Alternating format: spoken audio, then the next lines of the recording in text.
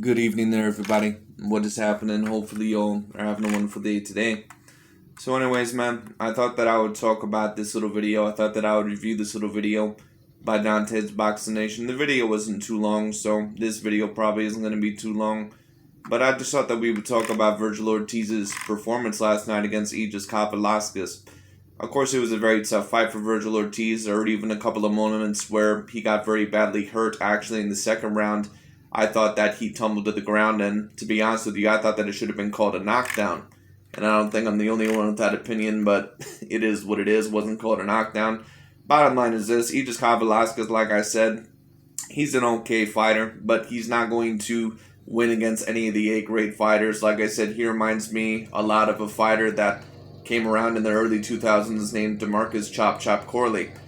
For those of you overall that remember him, he was always a very decent fighter who had a decent skill set, but he was never going to beat any of the big names. He would always give them a great amount of trouble, but he was never going to beat them. Like, he lost a split decision to Zab Judah, who was another fighter who really underwhelmed in his career. He also lost to Floyd Mayweather and Miguel Cotto, but he gave them a hell of a time, at least for the certain amount of the time that the fight lasted, at least in certain rounds. He actually hurt both Miguel Cotto and Floyd Mayweather Jr. very, very badly. But of course, he ended up losing both of those fights. Aegis Velasquez is a very similar type of fighter. He's a decent athlete. He doesn't have the worst skill set out there, but he's not an A-grade fighter. He's not a person overall that's ever going to win a title. He's not a person overall that, well, of course, DeMarcus Corley, he actually did win a title back in the day, I believe. But Aegis Velasquez overall, he's never going to beat any of those elite guys in that division. He's not going to beat any of them. He can give them a tough fight, but he's never going to beat any of those elite guys. But what he can give you is a hell of a fight if you're not careful. And I've seen him give both Terence Crawford and Vergil Ortiz a hell of a fight. But Vergil Ortiz, he reacted very well to the adversity, and he actually ended up knocking out Aegis Velasquez a round earlier than what Terence Crawford did. So it is what it is. I thought Vergil Ortiz handled himself very, very well. Terence Crawford also had a lot of problems against Aegis Velasquez as well, especially in the beginning of the fight. So it was going to be interesting to see how well, Vergil Ortiz was going to handle this. So, it is what it is. Anyways, Dante's going to talk about a possible Vergil Ortiz versus Terence Crawford fight. I'm going to talk about it as well. Let's tune in. Let's see what he has to say.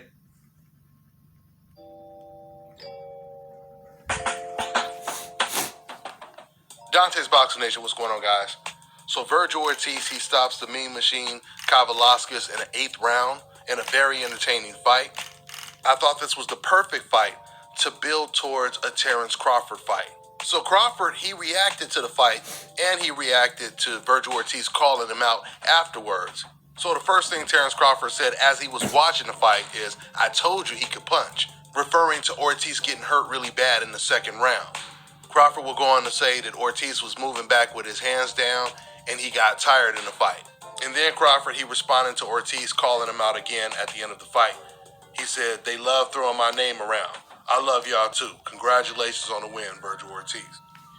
This is great news for Terence Crawford because they love throwing your name around, but apparently, you're the most avoided welterweight in the whole entire division.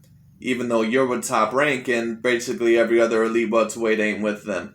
But it is what it is. Anyway. Now he has options, something he never had before. I mean, he's got the Sean Porter fight that they're negotiating right now. And if he were to get past Porter, then he could either fight pound for pound top 3, the best fighter in the world, Josh Taylor, or he could fight Vergil Ortiz. Now, you notice that they say Josh Taylor is one of the top 3 pound for pound fighters in the world. They don't try to decrease the achievements of Josh Taylor whatsoever. They overall like to give Josh Taylor a hell of a lot of credit. Now, one has to ask themselves, why does Josh Taylor, who's a Caucasian fighter, why does he get so much more credit than some of the other Caucasian or some of the other Latino fighters overall that they try to tear down? Why did they, get so much credit?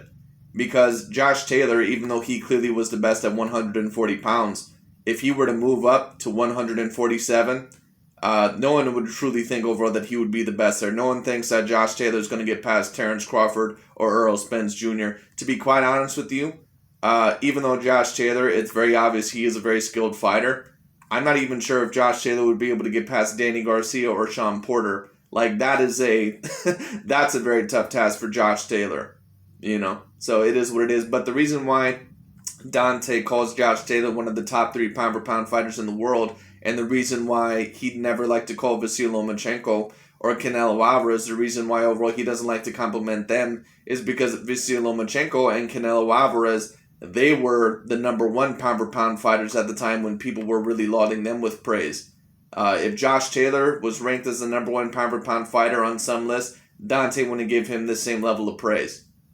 So, it is what it is. But the reason why he gives him this level of praise is because he knows overall Terence Crawford could be a very, potential opponent for Josh Taylor sometime within the next year and a half.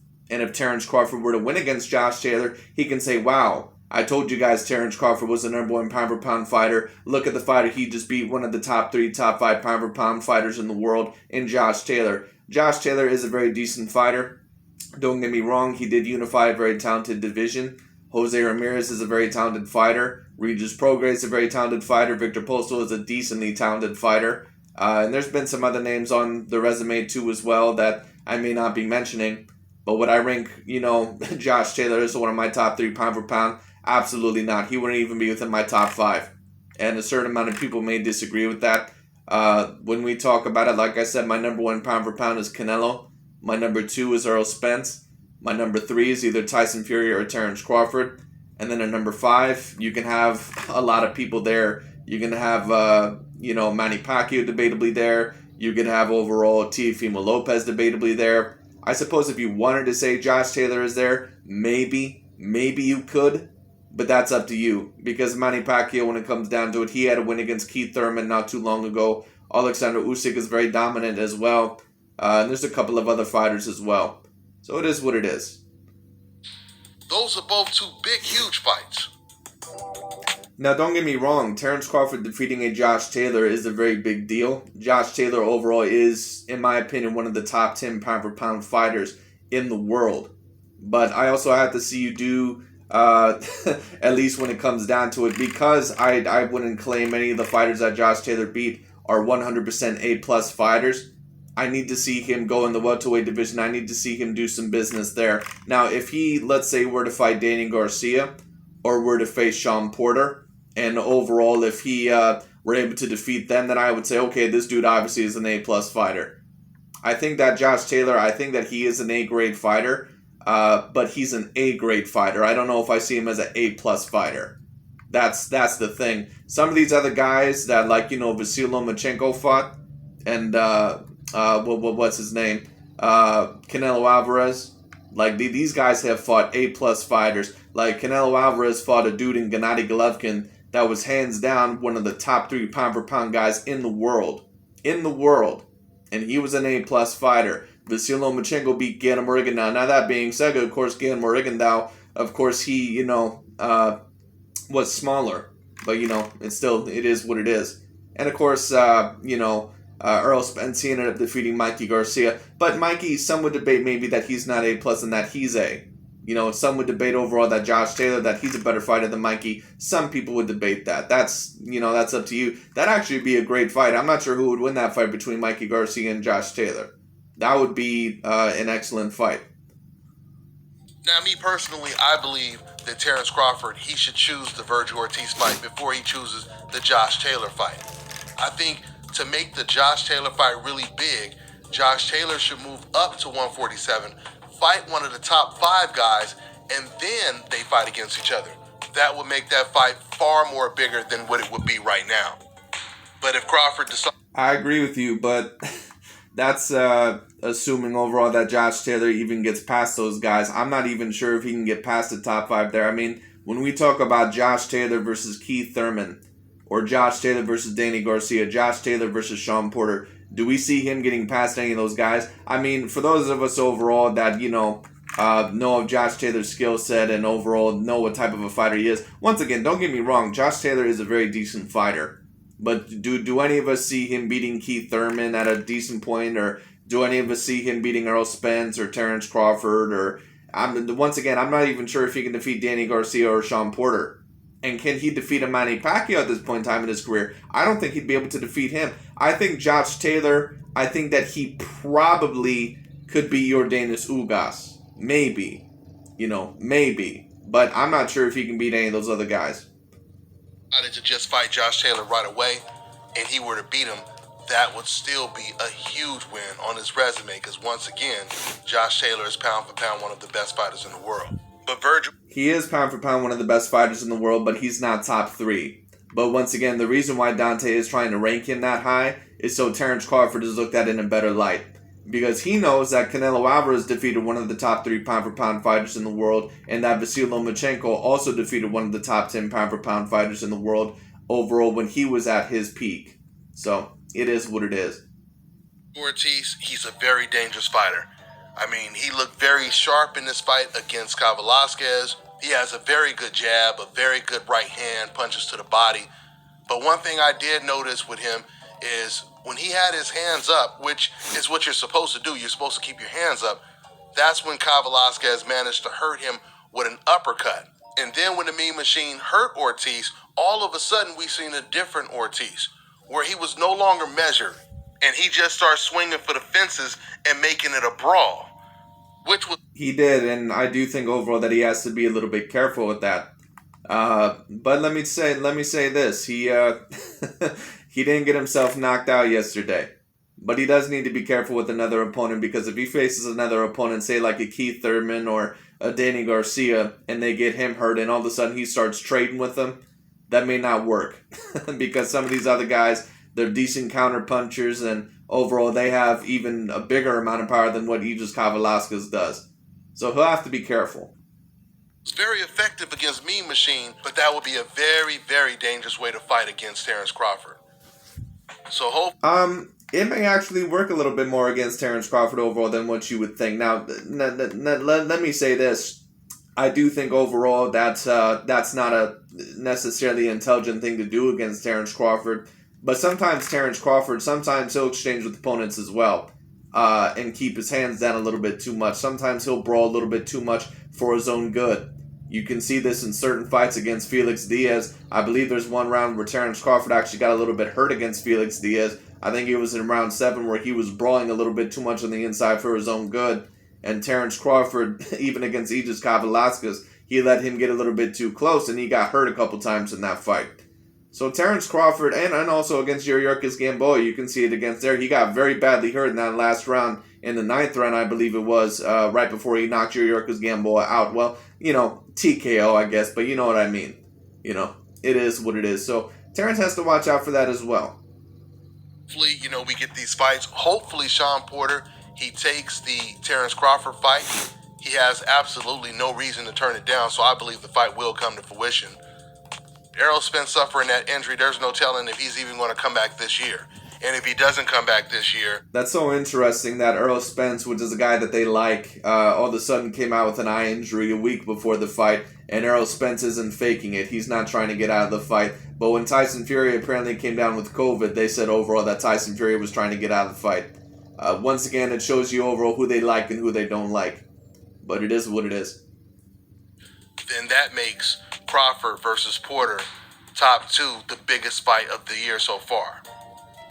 The other fight on that list would obviously be Tyson Fury versus Deontay Wilder. If that fight even happens, which once again I just reported, there's a good chance they may pull out of that fight according to Tyson Fury's father. Let's see how it all plays out. That's all I got for now, guys. I'm on to the next one. All right.